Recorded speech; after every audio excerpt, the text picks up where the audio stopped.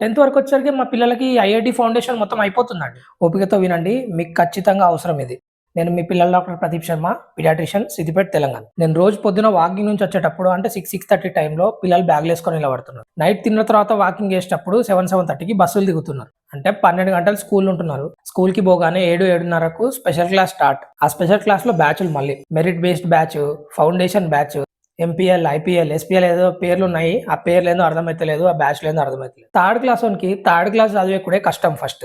వాని బ్రెయిన్ ఎట్లుంటదో, వాని బ్రెయిన్ తగ్గట్టు ఆ క్లాస్ సిలబస్ అనేది డిజైన్ చేసి పెడతది గవర్నమెంటో వాటెవర్. మనం అదంతా కాదు. థర్డ్ క్లాస్ బ్రెయిన్‌కు 10th క్లాస్ బుక్కులు తీసుకొచ్చి వాడిని ఫోర్స్ చేసి దాంట్లో బలవంతంగా కుచ్చుతున్నారు బ్రెయిన్‌లో.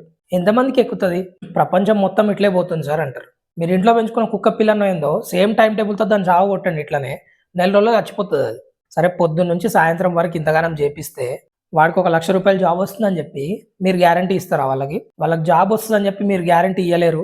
కానీ వాళ్ళ హెల్త్ పోతదని చెప్పి నేను మాత్రం 100% గ్యారంటీ ఇస్తాను. మనం స్కూల్ చదివినప్పుడు ఎట్లుండే? పొద్దున 9 గంటలకు పోతాము, 4 గంటలకు వస్తాం. తర్వాత ఎళ్లి ఆడుకుంటాం, రిలాక్స్ అయితాం. అలిసిపోయి వచ్చి పడుకుంటుండే. ఇప్పుడు అసలు అలసిపోవడం అనే థింగే లేదు. అలసిపోతే వాడు స్కూల్‌లో కూర్చొని అలసిపోవాలి తప్ప ఆడుకొని అలసిపోవడాలు ఇట్లాంటియేం లేవు.